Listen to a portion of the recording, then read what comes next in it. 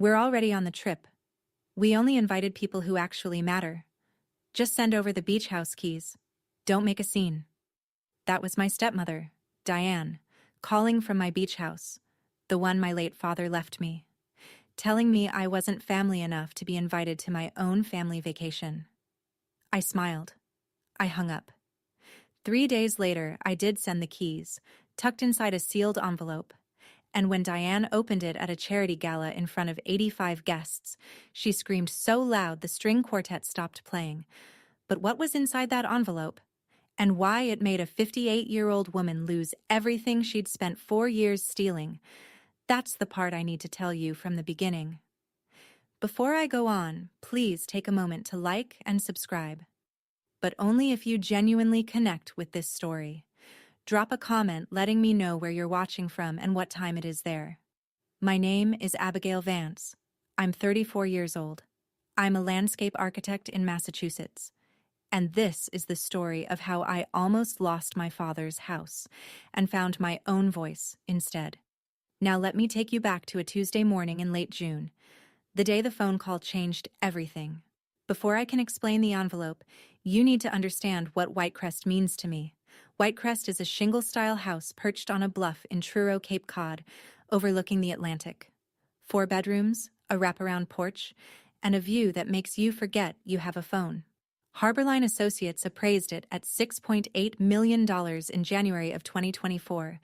But to me, it was never about the number. It was about the man who bought it.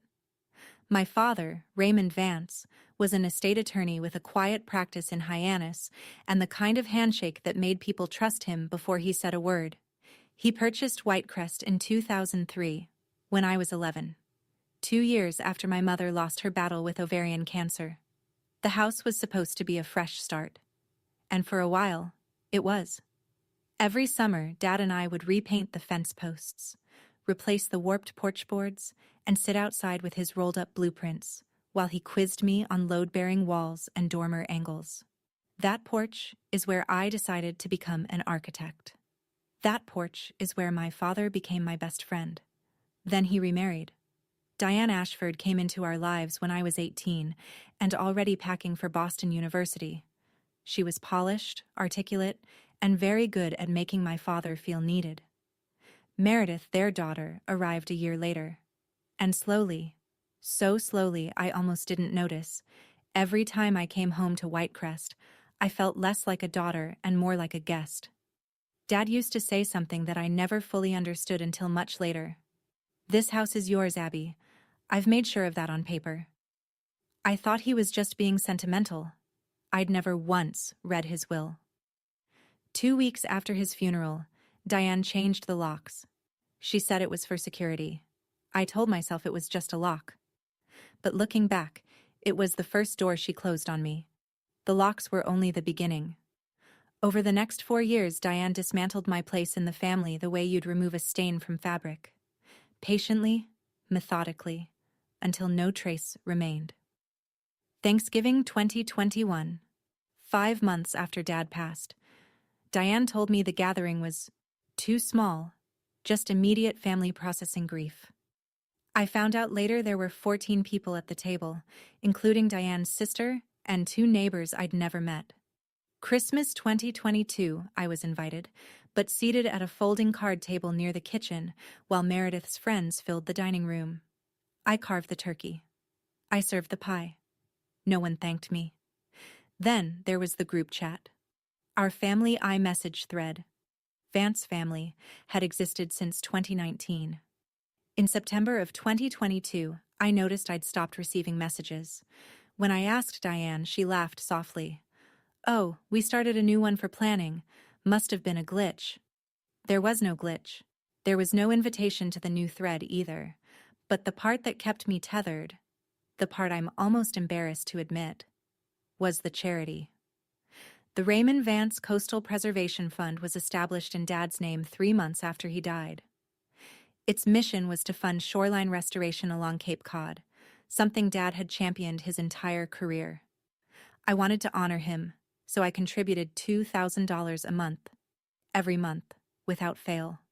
$24,000 a year. I sent the money under my own name, but when the fund's annual report came out each December, my contributions appeared under a single line, the Ashford Vance family. My name was nowhere. I was sending $24,000 a year into a fund that carried my father's name. I had no idea where that money was actually going. I wouldn't find out for another 18 months. And when I did, it changed everything. Tuesday, June 25th, 2:07 in the afternoon. I remember the time because I was staring at my desk clock, trying to talk myself out of making the call. Every summer, the Vance family spent a week at Whitecrest. Every summer, I tried to coordinate my project schedule around it. And every summer for 4 years, I'd ended up alone, uninvited, or invited too late, or told the dates had shifted. But I kept trying, because trying was all I had left of belonging. Diane picked up on the third ring. I heard waves. I heard laughter. Meredith's, high and careless somewhere nearby. I heard ice clinking in a glass. "We're already on the trip," Diane said, her voice breezy, as though she were declining a telemarketer. "We only invited people who actually matter." A pause. Then lower. "Just send over the beach house keys. Don't make a scene." I didn't speak for several seconds. In the background, Meredith said something I couldn't make out, and both of them laughed. Then Diane added, almost as an afterthought, "And while we're at it, Marcus is drafting something for you to sign. It's about the house. It's time we made things official, Abigail. Your father would have wanted the whole family to share it." She hung up before I could respond. I sat in my studio with my hands flat on the desk, my chest tight, my vision slightly blurred. Then I opened my email. There it was, sent 45 minutes before the call. From Marcus Bentley, attorney at law. A voluntary quitclaim deed, transferring sole ownership of Whitecrest to the Ashford Vance Family Trust.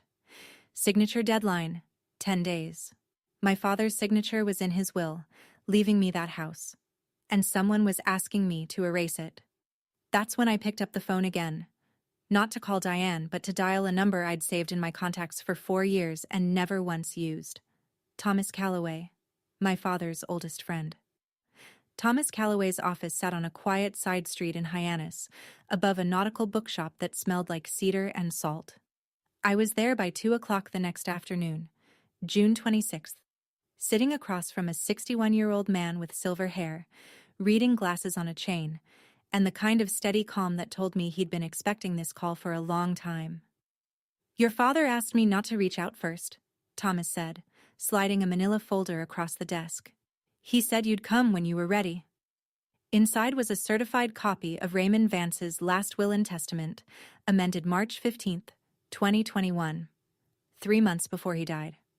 I'd been given a copy at the reading, but I'd never studied it closely. Grief does that. You file things away and tell yourself you'll read them later, and later turns into years. Thomas guided me to the section on Whitecrest. The language was unambiguous. The property was bequeathed solely to Abigail Elaine Vance, free and clear. Not marital property. Not trust eligible. Mine. Then he turned to a clause I'd never noticed. Article 14.3, the forfeiture provision.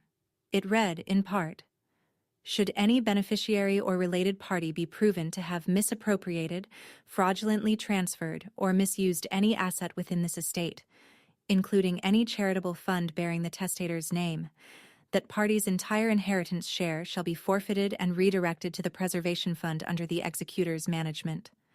I read it twice. Then I looked at Thomas. "Your father designed this as a safety lock," he said. "He knew Diane. He didn't trust her with the finances. But he also didn't want a war before there was proof." Thomas paused, removed his glasses, and met my eyes. "I'm the executor, Abigail. I have the legal authority to activate that clause. But I need evidence. Real, documented evidence." "Your father didn't leave you unprotected," he said quietly. "He just trusted you'd find your way here when you were ready." I left that office holding a folder that felt heavier than it looked, and for the first time in 4 years the weight wasn't grief. It was possibility. Thomas made one phone call, and Nina Aldridge was in my life by Thursday morning. Nina was 37, a forensic accountant who'd spent 6 years at the Massachusetts Attorney General's office before going independent. She had a shaved undercut, tortoiseshell glasses, and a way of looking at spreadsheets the way most people look at crime scenes, with focus, patience, and a total absence of sentiment.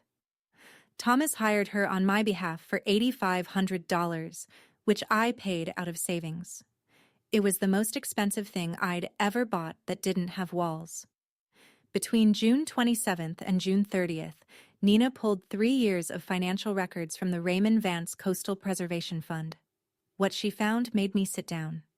$340,000 had been dispersed under line items labeled event management fees and consulting services. The vendors listed were either non-existent or traceable to a single-shell LLC, Ashford Creative, registered in Delaware in August of 2022. The sole member of that LLC was Meredith Vance. The money flowed from the fund into Ashford Creative's account, then straight into Meredith's personal Wells Fargo checking account. 17 separate transactions over 28 months. And my $24,000 a year? Logged in the fund's donor records under the Ashford Vance family. My name. Erased. Nina compiled a 47-page report, notarized on July 7th, with copies of the LLC filing, bank transaction histories obtained legally through a subpoena Thomas secured as executor, and a 1-page summary timeline mapping every dollar to every date. "The paper trail is clean, Abigail," Nina told me, squaring the pages on her desk. "They weren't even careful. They didn't think anyone would look. $340,000. Every cent traceable. But I didn't go to the police. I didn't call Diane, because Thomas told me there was a better way. And it started with a gala invitation that had just arrived in my mailbox." The night of June 30th, I sat alone in my apartment in South Boston with everything laid out on the kitchen table like evidence at a trial: the certified copy of Dad's will, Nina's 47-page report, the quitclaim deed from Marcus Bentley, and a cream-colored invitation, embossed in navy ink. "The Raymond Vance Coastal Preservation Fund cordially invites you to our annual benefit gala. July 12th, Harbor View Hotel, Edgartown, Martha's Vineyard. Cocktails at 6 p.m., dinner and program to follow. 85 confirmed guests." The guest list read like a who's who of Cape Cod philanthropy: the president of Cape Cod 5 Bank, 2 Edgartown selectmen, 3 real estate attorneys, Margaret Hale from the Cape Cod Times, and a representative from the Massachusetts Attorney General's nonprofit division, invited by Diane herself no less, to demonstrate the fund's transparency. I picked up the framed photo of Dad from the bookshelf. He was standing on the White Crest porch, sleeves rolled, squinting into the sun, holding a paintbrush like a conductor's baton. I could almost hear him. "A house is just wood and nails, Abby, but what you build inside it, that's the legacy." At 11:47 that night, I wrote Thomas an email. "I'm not signing the quitclaim. I'll be at the gala. Let's do this the right way." He responded in 9 minutes. "Your father always said you'd know when it was time. I'll file the motion with Barnstable Probate Court on Monday. Hearing date, July 18th. I closed my laptop and looked at the table again. In 12 days, I would walk into a room where my stepmother was queen, and I would hand her an envelope that could end her reign. I had spent 4 years being the person who didn't make a scene. That era was over. I sometimes wondered whether Diane ever lay awake at night worrying that someone might look too closely. Based on what happened next, I don't think she lost a minute of sleep. On July 2nd, Meredith emailed me. The subject line was a single heart emoji. The message was not as gentle. "Mom says you haven't signed the deed yet. She's putting you on the gala guest list as a courtesy, but she really hopes you won't make this awkward for everyone. Dad would hate that. Dad would hate that." She used our dead father as a leash, and she didn't even flinch typing it. The same day, Thomas flagged something in the court filings. Marcus Bentley had filed a claim on July 1st at Barnstable Probate Court, arguing that Whitecrest was a jointly held marital asset. That because Raymond had used income earned during his marriage to Diane for property maintenance and taxes, Diane had a lawful equitable interest. It was a stretch, but it was strategic. If a judge entertained it, the case could drag on for months. Then Thomas obtained the gala's run of show from a board member he knew. The plan was surgical. After a tribute video for Raymond, Diane would take the stage to announce that the Vance family has unanimously agreed to transfer Whitecrest into the Ashford Vance Family Trust as a community coastal center. She intended to present it as a done deal, my signature already implied, in front of 85 influential witnesses. By the time the truth came out, social pressure would have cemented the narrative. But buried in that same guest list, Thomas noticed a name that made him pause. Margaret Hale, investigative reporter for the Cape Cod Times, specializing in nonprofit governance. Diane had invited her for the PR. She had no idea she'd handed us a front-row witness. She built her own stage, Thomas said over the phone that evening, and she doesn't know we're about to use it. The 7 days between July 3rd and July 10th were the quietest of my life, and the most deliberate. I worked with Thomas and Nina every evening after my regular project hours. We assembled the package, a certified copy of the amended will with Article 14.3 highlighted, Nina's notarized 47-page audit report, finalized and signed on July 7th, a single-page timeline summarizing every fraudulent transaction with dates and dollar amounts, and copies of the Ashford Creative LLC registration alongside the corresponding bank transfers. During the days, I kept my head down and finished what I'd started. I delivered the final restoration drawings for the Eastham Lighthouse to Gerald Whitmore, chairman of the Eastham Preservation Council, on July 8th, 2 days ahead of schedule. Gerald was 70, with sun-weathered hands and a voice like gravel wrapped in kindness. He studied my plans for a long time, then looked up. "You're the most meticulous architect I've ever worked with, Abigail," he said. "Your father would be proud." I nearly broke right there in his office. I didn't. I thanked him, shook his hand, and drove home.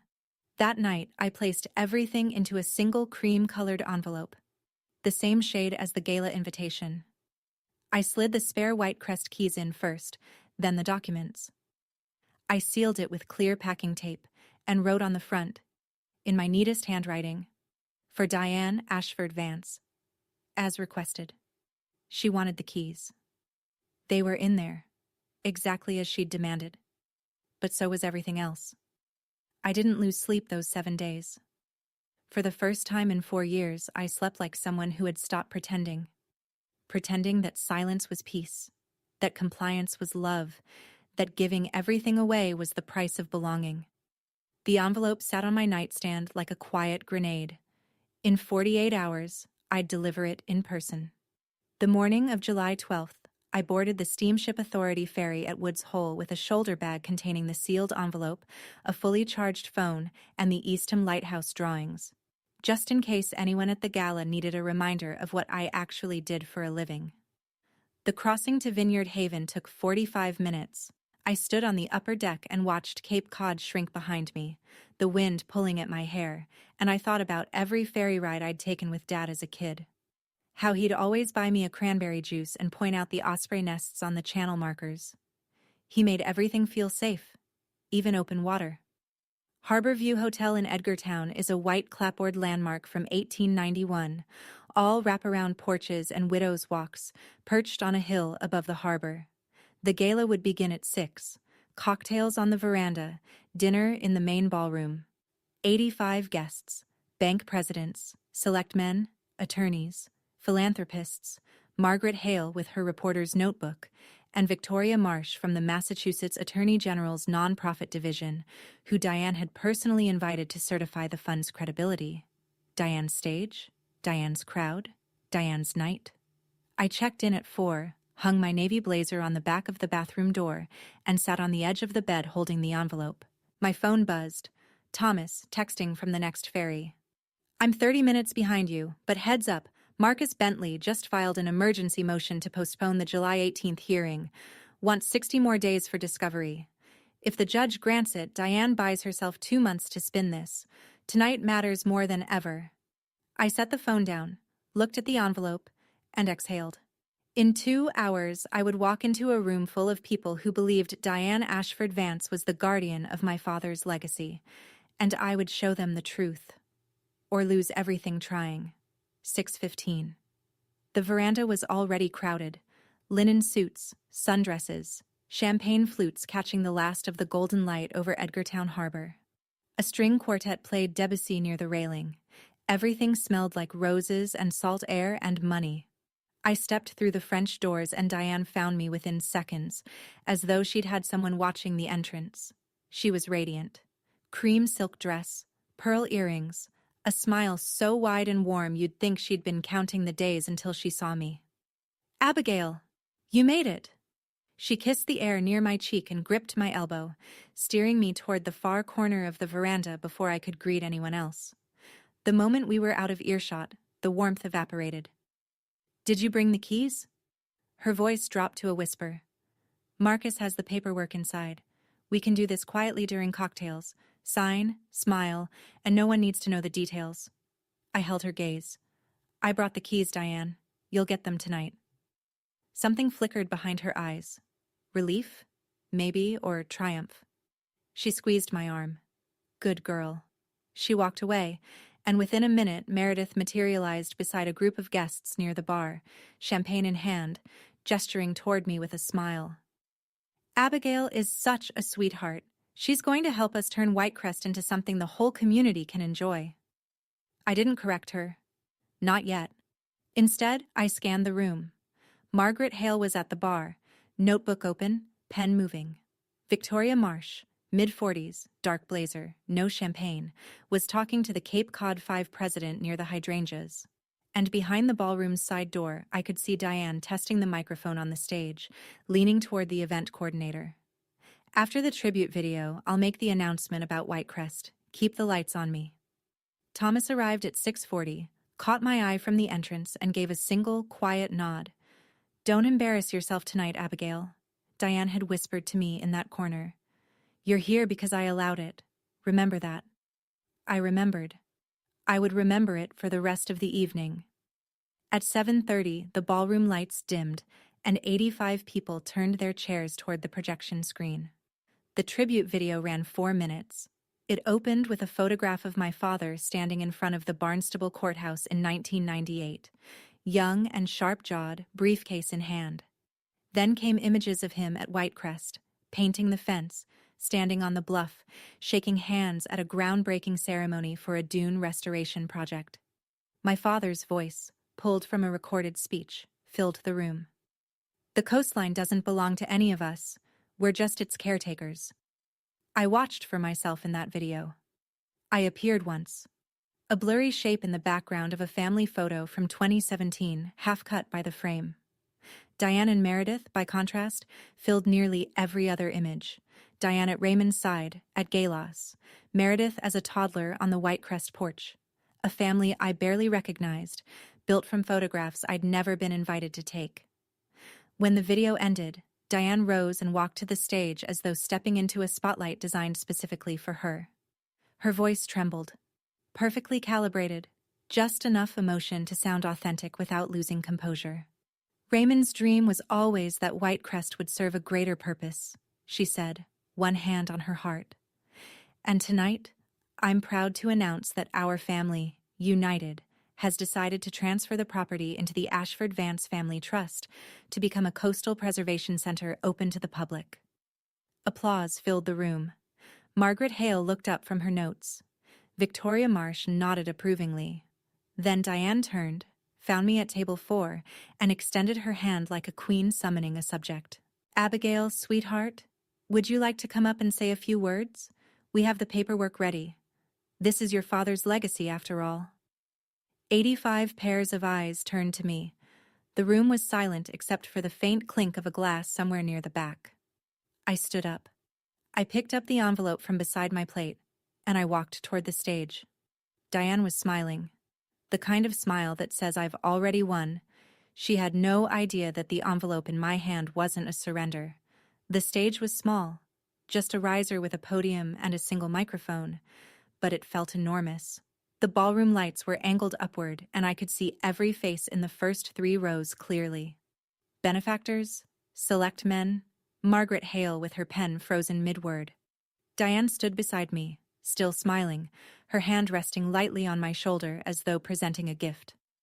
I leaned into the microphone. "Thank you, Diane, for that beautiful tribute," I said.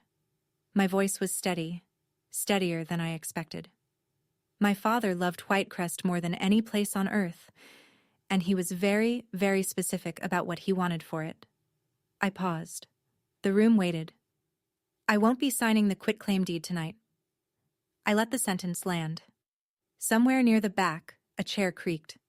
Whitecrest was left to me, solely to me, in my father's final will, dated March 15th, 2021, and executed by his attorney and estate executor, Thomas Calloway, who is here tonight. Thomas stood at table 7. He adjusted his jacket, nodded once toward the room, and remained standing. Diane's hand slid off my shoulder. The murmuring started, low, confused, spreading table by table like wind through tall grass. I turned to Diane and held out the envelope. "You asked for the keys," I said, my voice still even. "They're in here, along with something else my father left, something I think everyone in this room should know about." Diane's composure held for exactly 3 seconds. She took the envelope, tore it open, and the Whitecrest keys clattered onto the podium. Then she pulled out the documents. I watched her eyes move across the first page. The highlighted text of Article 14.3. Then the second page, Nina's one-page summary. Summary of unauthorized disbursements. Raymond Vance Coastal Preservation Fund. Total, $340,000. The color left her face in stages like a tide retreating from sand. But Diane didn't crumble. She straightened her spine and turned to the room. "This is absurd," she said, her voice pitching upward. "Abigail is clearly acting out of grief. Marcus, tell them." She scanned the ballroom for Marcus Bentley. He was already standing at table 2, jaw tight, saying nothing. Thomas was already walking toward the stage before Diane finished her sentence. He didn't rush. He climbed the riser with the careful, deliberate posture of a man who had spent 40 years standing in front of judges, and when he reached the microphone, he spoke the way my father used to, like every word had been weighed in advance. "My name is Thomas Calloway. I served as Raymond Vance's personal attorney for 23 years, and I am the court-appointed executor of his estate." He paused, letting the credentials settle. "The will is unambiguous. Whitecrest belongs to Abigail Vance. It has never been subject to any family trust, marital claim, or shared arrangement." He turned a page in the folder he'd carried to the stage. Article 14.3 of the will contains a forfeiture clause, drafted by Raymond himself, which states that any beneficiary or related party proven to have misappropriated funds from the estate, including the charitable fund bearing his name, forfeits their entire inheritance. Then came the numbers. Ashford Creative LLC, registered in Delaware, August 2022. Sole member, Meredith Vance. Thomas read each fact as though reading a court filing. 17 separate transactions over 28 months, $340,000 disbursed as consulting and event management fees to a company with no employees, no office address, no tax filings, and no documented deliverables. Meredith shot to her feet at table 3, face flushed. "That's my consulting company. I did real work." Thomas didn't raise his voice. "The LLC has produced no invoices, no contracts, and no evidence of services rendered. The funds transferred directly to your personal bank account." Silence. Absolute ringing silence filled the ballroom. Victoria Marsh, the AG representative, set her glass on the table, pulled out her phone, and stepped toward the corridor. Margaret Hale's voice recorder had been running for 5 minutes already, its small red light glowing beside her napkin. And Marcus Bentley stood, adjusted his tie, and said quietly to Diane, "I need to speak with my client privately." Then he walked out of the ballroom without looking back. Marcus walked out, and with him walked the last person willing to defend Diane Ashford Vance in a room full of witnesses. What happened next is something I've replayed in my mind more times than I can count, not because it felt good, because it felt irreversible. Diane stood at the podium, alone now, the microphone still live. The room was so quiet I could hear the harbor bell outside. She gripped the edge of the podium with both hands and did the one thing she should not have done. She kept talking. Raymond would be ashamed of you, Abigail. Her voice cracked, but not from grief, from rage. You're destroying this family for a house. No one moved. 85 people had just heard documented evidence that Diane had siphoned $340,000 from her late husband's charity, and now she was invoking his name to shame the daughter he'd specifically protected. The silence stretched for 3 long seconds. Then Gerald Whitmore, the man who'd called my lighthouse restoration work meticulous, the chairman of the Eastham Preservation Council, stood up at table 5. "I've worked with Abigail for 2 years," he said, his gravel voice carrying without a microphone. "She restored the Eastham Lighthouse with the kind of integrity Raymond himself would have demanded." He paused, looked directly at Diane. "I think we all know who's destroying what here." Scattered applause broke out, then spread, rippling across the room like a wave finding shore. Diane grabbed Meredith by the wrist and turned for the exit. But as they passed table 3, Meredith, crying now, mascara running, said something into the still-live wireless mic clipped to the floral centerpiece. "You promised no one would find out, Mom." The words rang through the speakers, clear as a bell. Margaret Hale wrote them down verbatim. Diane didn't look back. The ballroom doors closed behind them, and the string quartet, unsure of what else to do, began to play again, softly, as though hoping the music might erase what everyone had just witnessed. It wouldn't. Victoria Marsh returned from the corridor and walked straight to Thomas. "My office will be requesting a full audit of the fund first thing Monday," she said, her voice low but firm. "This isn't just a family matter anymore." I didn't say another word after Diane left the stage. I didn't need to. The numbers had already said everything. Thursday, July 18th. 10 in the morning, Barnstable County Probate and Family Court. I wore the same navy blazer I'd worn at the gala, not because I was making a statement, but because it was the only professional jacket I owned that didn't have paint on the cuffs. Thomas sat beside me at the petitioner's table. Nina was in the gallery row directly behind us, her laptop bag on her knees, ready if the judge asked for source documents. Diane sat on the opposite side with a new attorney, a gray-haired woman from a Hyannis firm I didn't recognize. Marcus Bentley had formally withdrawn from the case on July 15th, citing irreconcilable differences in legal strategy. Meredith was not present. The emergency motion to postpone had been denied. The Attorney General's office had filed a brief the previous week supporting the original hearing date, arguing that any delay risked further dissipation of estate assets while the fund remained under investigation. Thomas presented the case methodically. He entered into evidence the certified will, the forfeiture clause, and Nina's 47-page report, which had already been filed with the court 10 days earlier. Diane's new attorney challenged the standing of the forfeiture provision, arguing it was unusually punitive. Judge Eleanor Garrett listened, reviewed the will's language for several minutes, then removed her glasses. "The decedent's intent was clear," she said. "His language was precise, and the evidence of misappropriation is unambiguous. The forfeiture clause is hereby activated." She read the ruling slowly. Diane's entire inheritance share, the life insurance payout of $1.2 million still held in escrow, her equity interest in the fund, her claim to any jointly managed estate assets, was forfeited and redirected to the preservation fund under Thomas's management as executor. Whitecrest was confirmed as the sole property of Abigail Elaine Vance. No encumbrance, no dispute. Diane sat motionless through the ruling, her hands folded in her lap, staring at a point somewhere above the judge's head. She didn't cry. She didn't speak. When it was over, she stood, buttoned her jacket, and walked out of the courtroom without looking at me. It was the first time in 4 years that Diane Ashford Vance had nothing to say to me, and I realized, with a strange, hollow clarity, that silence was the only honest thing she'd ever given me.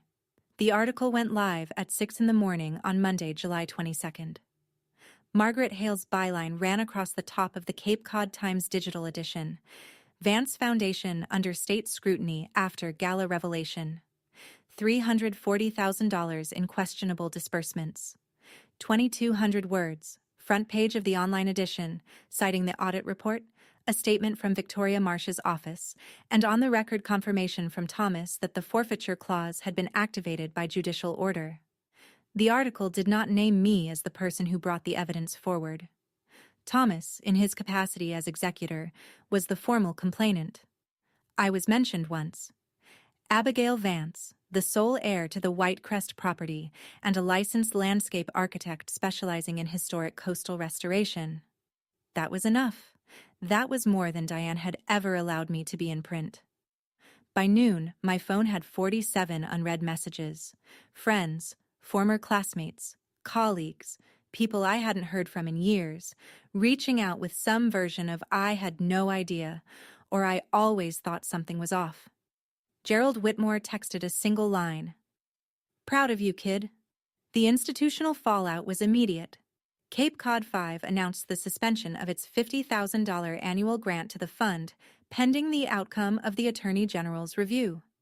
2 individual donors, both gala attendees, withdrew pledges totaling $35,000. Diane posted a Facebook status that evening. "My family is going through a difficult time. I ask for privacy." It received 12 likes and 43 comments, most of which were questions she didn't answer. Later that week, Margaret Hale called me, not for a follow-up quote, for something else entirely. "I'd heard rumors about that fund for 18 months, she said, "but no one would go on the record.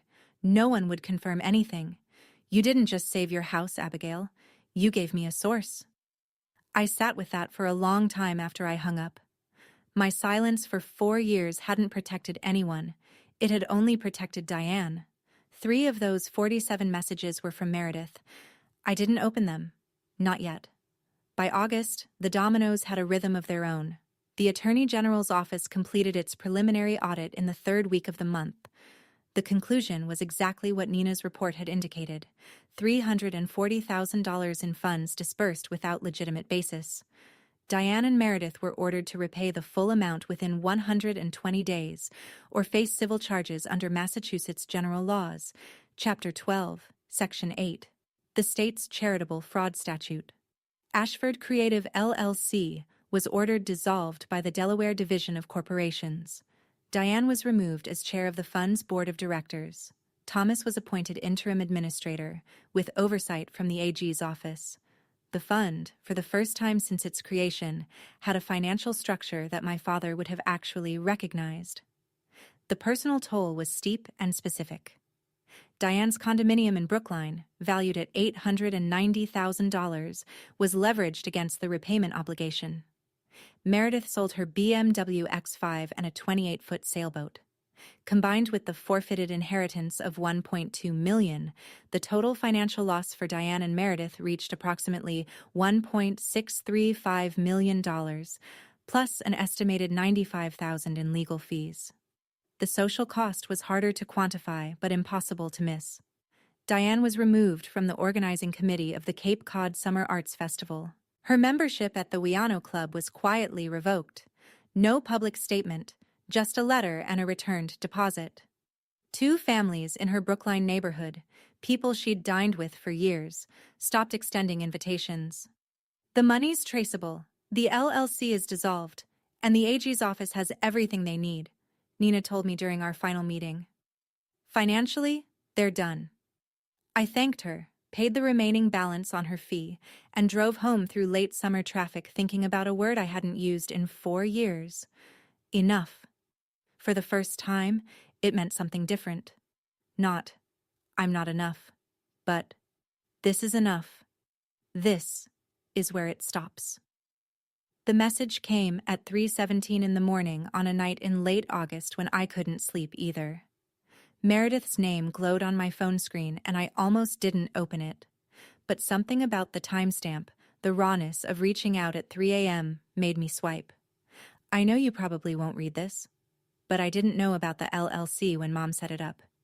She told me it was legitimate consulting. I signed what she told me to sign. I'm not saying I'm innocent. I'm saying I didn't know how deep it went. I read it 4 times, sitting up in bed, the phone's blue light making my apartment feel like the bottom of a pool. I didn't respond. Not because I didn't believe her, Parts of it rang true. The way Meredith had always deferred to Diane. The way she'd been trained since childhood to nod and comply. But believing someone's confusion doesn't erase their choices. She signed every invoice. She deposited every check. The next morning, I called Nina. "Is there evidence Meredith knew the LLC was fraudulent?" Nina was quiet for a moment. Meredith signed every invoice. She received every payment. Whether she understood the legal implications is a question for a court, not for me. Fair enough. I thought about Meredith for days after that. 26 years old, raised under Diane's roof and Diane's rules.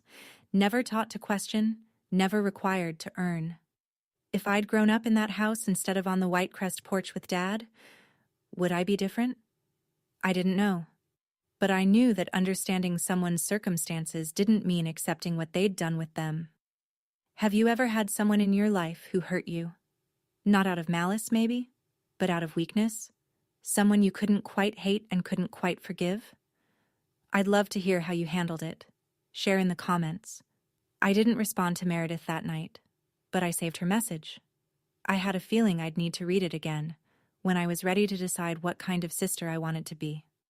September arrived the way it always does on Cape Cod, with a sharpening of the light and a thinning of the crowds, and for the first time, the season felt like mine. Gerald Whitmore invited me to join the Eastham Preservation Council as an architectural advisor. It was a volunteer position with no salary and a title that wouldn't impress anyone at a cocktail party, but it was the first time my name appeared on any board in the Cape Cod conservation community. And it appeared because of my work, not my last name. The Cape Cod Chronicle published a feature on the Eastham Lighthouse restoration in mid-September. The article was about the building, its history, its structural challenges, the 18 months of careful work that brought it back from the edge of condemnation. My name appeared in the fourth paragraph. Abigail Vance, the project's lead architect, has earned a reputation for meticulous preservation work that balances historical integrity with modern resilience. There was no mention of the gala, the fund, or Diane. And that was exactly what I wanted. To be known for what I built, not for what almost got taken from me. My studio's phone started ringing more often after that. 3 new restoration contracts came in from Cape Cod homeowners between September and November, totaling $420,000 in projected revenue, more than double what I'd earned the previous year. I turned down 2 podcast invitations and 1 request for a magazine profile. "It's a private matter," I told each of them. "The courts handled it." I wasn't being modest. I was being deliberate. The story I wanted to tell with my life wasn't about revenge. It was about work and roots, and the stubborn act of building things that last. Victoria Marsh sent Thomas a letter in October, thanking him for his cooperation. Her office was reviewing oversight protocols for family-managed charitable funds in Massachusetts, using the Vance case, anonymized, as a reference study. My father's name was becoming what it should have been all along, a standard, not a prop.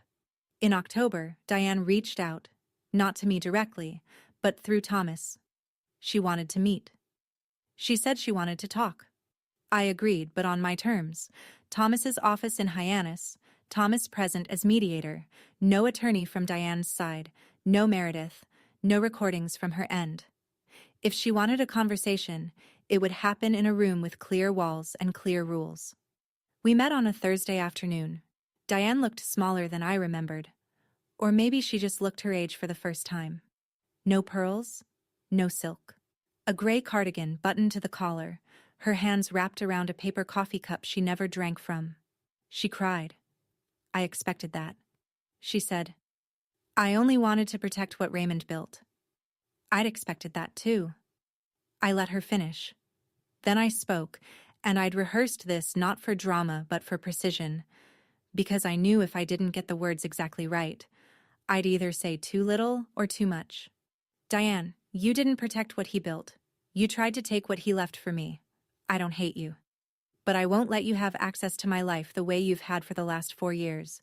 If you want a relationship, it starts with honesty, not control." Then I laid out 3 conditions. First, All communication regarding property, finances, or estate matters would go through Thomas. No direct contact. Second, the fund repayment must be completed in full before any family gathering of any kind. Third, I would not attend any event organized under the Vance family name until the fund was restructured with independent oversight. Diane listened. She didn't argue. When I finished, she said quietly, almost to herself, "You sound just like your father." "Thank you," I said. "That's the best thing you've ever said to me." A boundary isn't a punishment, and I wanted her to understand that. It's the price of staying in someone's life when trust has to be rebuilt from nothing. I responded to Meredith's message in November, 2 months after she'd sent it. I kept it short. "I read your message. I believe you didn't understand the full picture, but you benefited from it, and that's something you have to own. If you want to talk, I'm open to it, but not as your sister who forgives everything, as someone who expects you to be honest." She wrote back within an hour, and we agreed to meet at a cafe in Falmouth, halfway between us. Neutral ground, no history attached to the walls.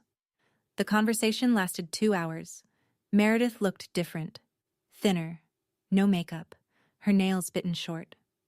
She held her coffee with both hands like she was cold, even though the cafe was warm. She talked more honestly than I'd ever heard her talk about anything.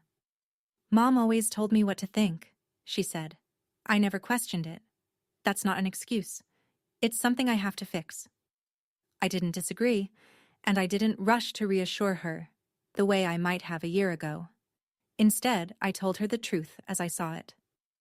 "We can build something new, Meredith, but it has to be built on things we actually choose, not on things Mom decided for us."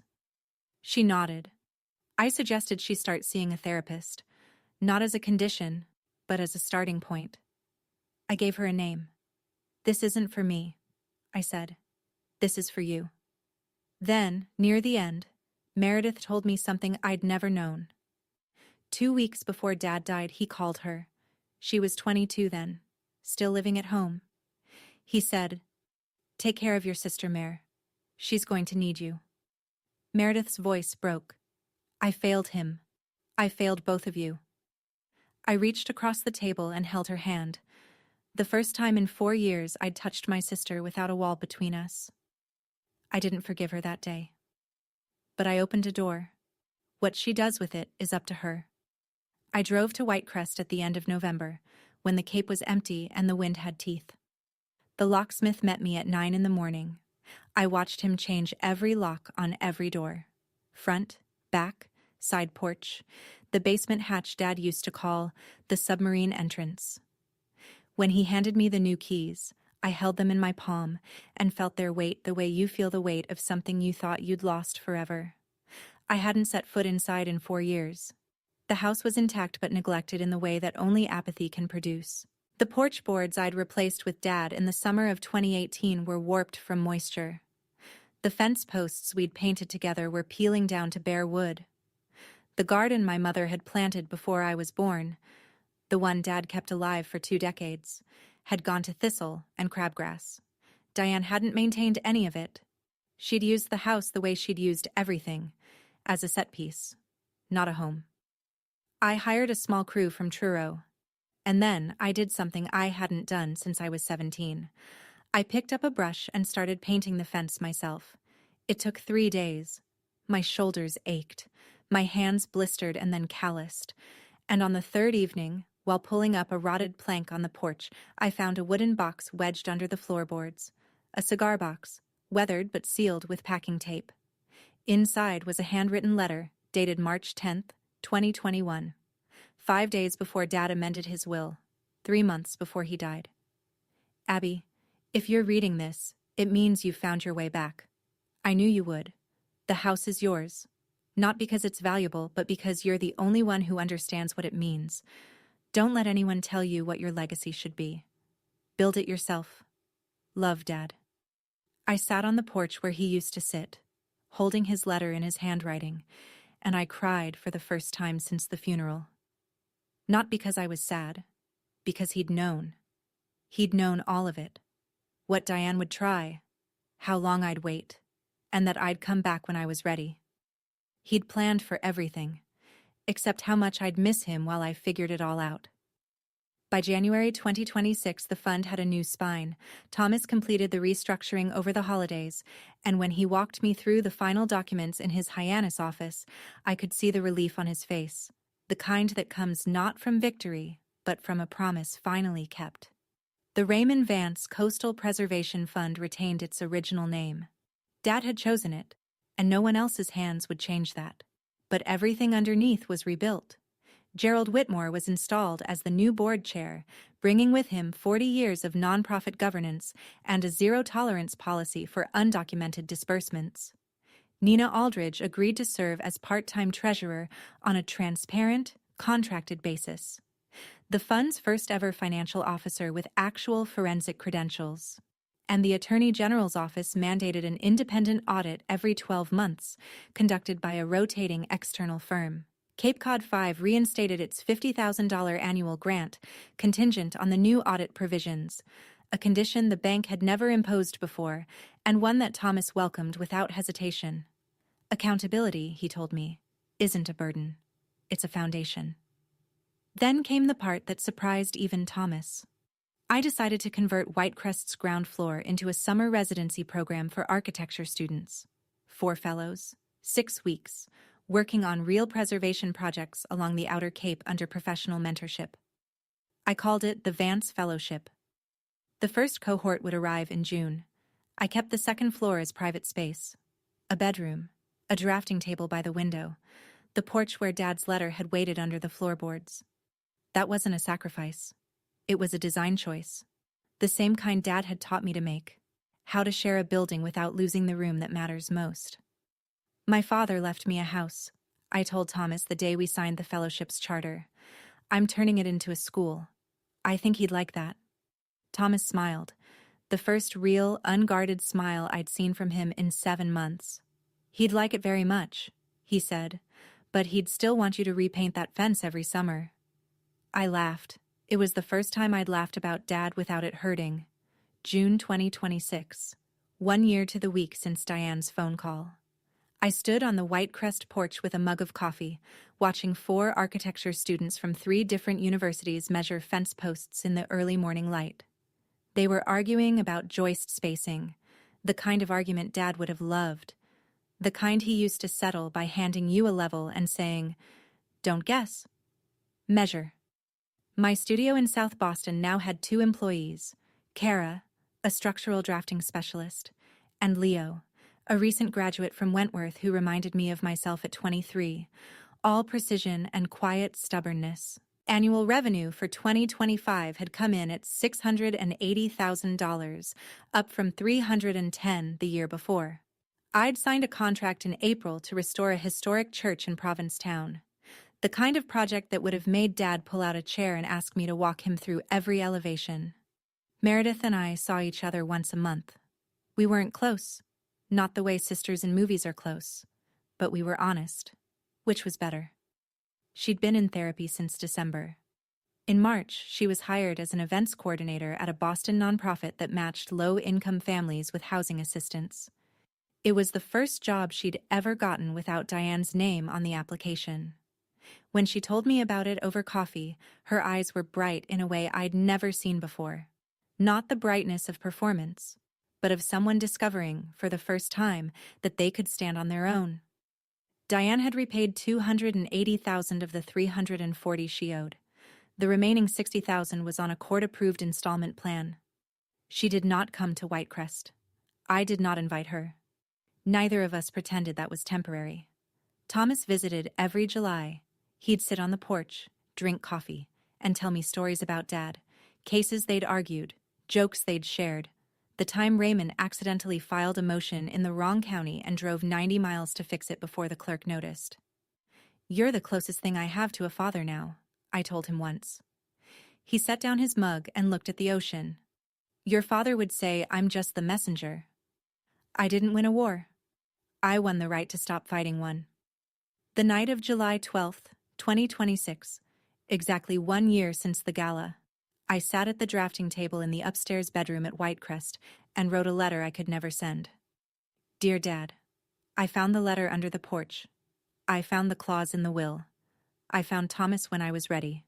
You planned for everything, except how much I'd miss you while figuring it all out. Whitecrest is a school now. There are kids here learning to measure joists the way you taught me. They don't know your name yet, but they will. One of them, a girl from Springfield who's never seen the ocean before this summer, asked me yesterday why the porch faces east instead of south. I told her what you told me. Because the morning light is honest. It shows you everything. The cracks, the beauty, all of it. She wrote it down in her notebook. You would have liked her. I didn't let them take the house, and I didn't let them take me. I think you knew I wouldn't. That's why you left me the keys. Not just to the door, but to the choice. Meredith is trying. I don't know if she'll make it all the way, but she's walking in the right direction, and I think that matters. You asked her to take care of me. She didn't. But maybe I can take care of the space between us until she's strong enough to meet me in it. I love you. I miss your handwriting and your terrible coffee, and the way you hummed when you were reading contracts. Abby. I folded the letter, walked downstairs, and placed it inside the cigar box under the porch, next to his. The next morning, I woke early and walked to the beach.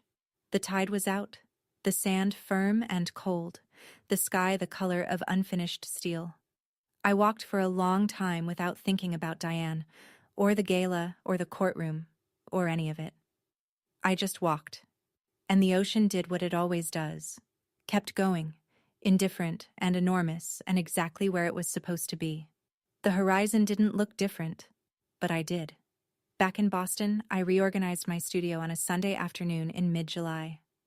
The kind of quiet, methodical work that calms me the way other people are calmed by music. I hung 3 things on the wall behind my drafting table. The first was a framed copy of the opening page of Dad's will. Not the forfeiture clause, not the property section, but the preamble, where he'd written in his own hand. I leave these things not as possessions, but as responsibilities. May they be carried with integrity. The second was a photograph of the Eastham Lighthouse after restoration, taken from the bluff at sunset.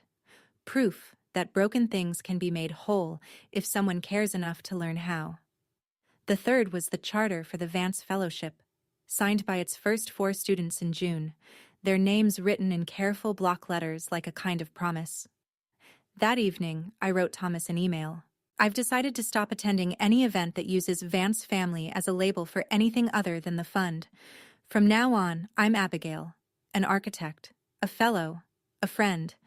Not Raymond's daughter, not Diane's stepdaughter. Just me. He replied before I'd closed the laptop. That's the most Raymond Vance thing you've ever said. I smiled at the screen, shut it, and walked outside. South Boston in July is loud and bright and unapologetic. Car horns and laughter and someone grilling on a rooftop 3 buildings over. I stood on the sidewalk and let the city move around me for a minute, feeling something I didn't have a clean word for. Not happiness, exactly. Not relief. Something more like alignment. The sense that the life I was living and the person I was had finally caught up to each other. I used to think legacy was something you inherited. Now I know it's something you build. One boundary, one blueprint, one honest choice at a time. That's my story. If any part of it felt familiar, the silence, the pressure, the moment you realized you deserved better, I hope this gives you permission to protect yourself the way my father protected me. Not with anger, but with preparation and principle. If this story stayed with you, please hit like and subscribe. And check the description below. There's another story there about someone who was told they'd never be enough. They proved everyone wrong. I think you'll want to hear it. Thank you for listening. Take care of yourselves and your boundaries.